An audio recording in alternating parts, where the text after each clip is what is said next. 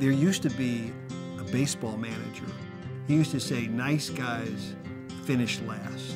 And I want to tell you, nothing could be further from the truth.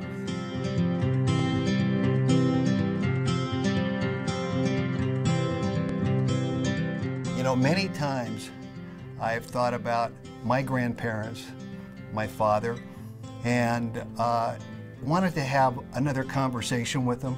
Just wanted to talk to him. Wanted to talk to my grandfather, who's been gone for a long, long time.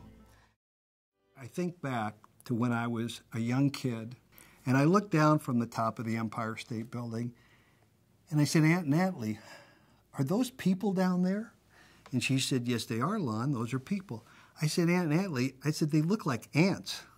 And then I thought for a second. I said, gosh, I always kind of thought of myself, even though I might only been 6 or 7 years old at the time, I want to be more important than an ant. And it stuck with me. And as I got older, I realized that what I really wanted was I wanted to make a difference. I wanted to make the world a better place. Born in Brooklyn, New York, 1945. I remember taking what was looked like a tennis ball, and just as a young kid throwing it against the porch and trying to catch it. My dad was doing voice training and actually became a professional singer. He sang under the name in the early days as LMorton, later as Rush Adams. Our spotlight guest of the week, Rush Adams. Rush. Why is it I spend the day?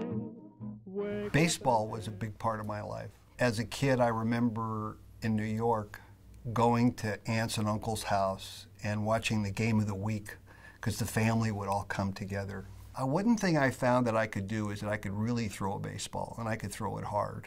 Baseball became everything to me. I'd go to bed at night with my baseball hat on and my baseball glove, and I'd throw the baseball up, catch it, throw the baseball up, and all of a sudden I'd have myself pitching in a World Series. And you know, I went through batter by batter, you know, game by game, and I'm proud of this. This picture is with my dad and me. The newspaper article talks about the All-Star game that I pitched in and struck out 17 of 18 batters. Lon and I first knew each other at approximately age 8. And from that point, we were on All-Star teams all the way through Pony League and then into high school. He had a great arm, and I was pretty much the only guy on our team that could hit him. And oh yeah, and I hit him pretty well. Unfortunately, I was the only guy on the team that hit him, and we lost to him continually. In 1962, the Angels wanted to sign me to a professional baseball contract when I graduated high school. They had offered me effectively $22,000. Now, if you're looking at this, you're going to think $22,000 isn't an awful lot. But with that $22,000, I paid for college. I bought my mother a car. I invested in a house that I bought as a rental and put a few bucks in the bank. I find that having a goal, having a dream is so important. And you may not always achieve it, but if you don't have it, you won't achieve it. The mid-'60s was a hectic time. My mentality, even back in those days, was, you know, I may not be the smartest recruit. I know I'm not the smartest guy in the company, but I was determined to be successful. I realized back in those days that I wanted to more than just to be in the insurance business. I liked the idea of being a confidant of people. I liked the idea of being able to help people, advise people, and talking with some people about their investments, that I realized it was like a light went on. And I said, you know, the only way to really succeed in this business is to be able to provide independent, objective advice, not to be conflicted. I found that receiving a commission, getting compensated for selling a product, eliminated you from really aligning your interest with the people that you're advising. It was in 1978 that I said to my partners, I said, I have this belief that we could establish a huge business here, providing investment advice, not taking commissions, but just providing independent, objective advice. They didn't buy it. They said, no, we've got too big an interest in the commission business, and no, we're not interested. We're not going to do it. And I said, well, I've got to follow my heart. I said, I really think this is the future of the financial services business. I said that if that's the case, I'm leaving. And in July of 1978, I went off and set up my own firm. It wasn't always easy, but I will tell you that ultimately, as here we are in 2012, the biggest thing in the financial services business today is what they call registered investment advisors. Success can be defined different ways, even in business. I had one of the largest hard money lending organizations in California, pioneer in fee-only financial planning, independent investment advice, professional baseball player, founder of one of the most successful insurance organizations in the country, served as the president of the largest agent-owned reinsurance company in America at one time, had one of the most successful pension and profit-sharing consulting firms on the West Coast. So from a business perspective, I built a successful firm, and in 2006 was acquired by a significant regional bank in California who paid a fair amount of money to acquire me because of a lot of the things that we had accomplished over the years and our reputation. I couldn't ask for more. I mean, when you take a lot of those things that happened professionally and put it together with my personal life and the fact that I feel I'm healthy today, 67 years old. I've got 5 wonderful grandkids, 2 wonderful daughters, and a wonderful wife, and they're all healthy. So it doesn't get any better than that.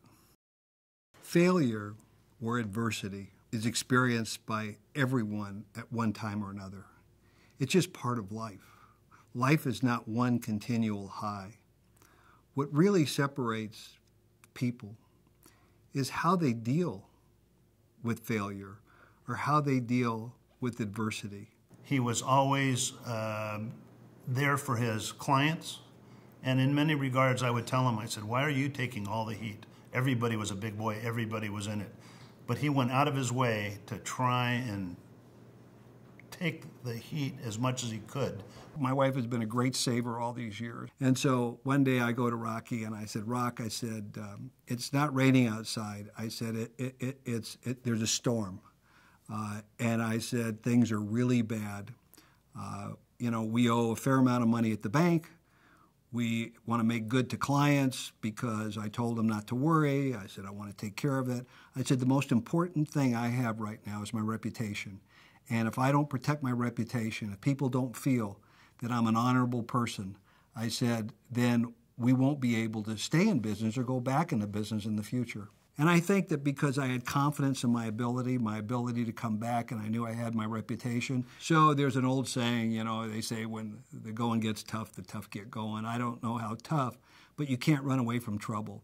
The word honor, the word integrity, honesty, love, respect, all of those things. I mean, I think they're essential to not only becoming a quality person, not only being in a position to improve this planet called Earth, but also to look back on your lives as you move through life and feel good about yourself and about your family. Lon and I don't have a whole lot in common, but one of the things we have in common are family values. Family is, pretty much everything. He's worked really hard over the years, and by doing so, he's allowed me to have the time to devote to the family and be there for the children and be there for the grandchildren, because I haven't had to work. So because of that, it's kind of worked as a team. If I'm going to say one thing to you guys, and you're going to look at this 20 or 30 or 40 years from now, it's that I'm proud to be your grandfather. I had prostate cancer at the end of 2003. It was aggressive. I remember the doctor telling me it was fairly serious, very serious. My father had died from cancer, and Ace had been born just a few months before that. And I remember thinking that I wonder if I'm ever going to be able to see Ace grow up, whether I'll see him get married. And now to think that I'm healthy, I feel great, It's 8 years later, and not only do I have Ace, but I have Parker and Preston, and I have Lane, and I have Duke, and who knows who else will come along. I am the luckiest guy in the world, and thank you guys for that. Just know you're not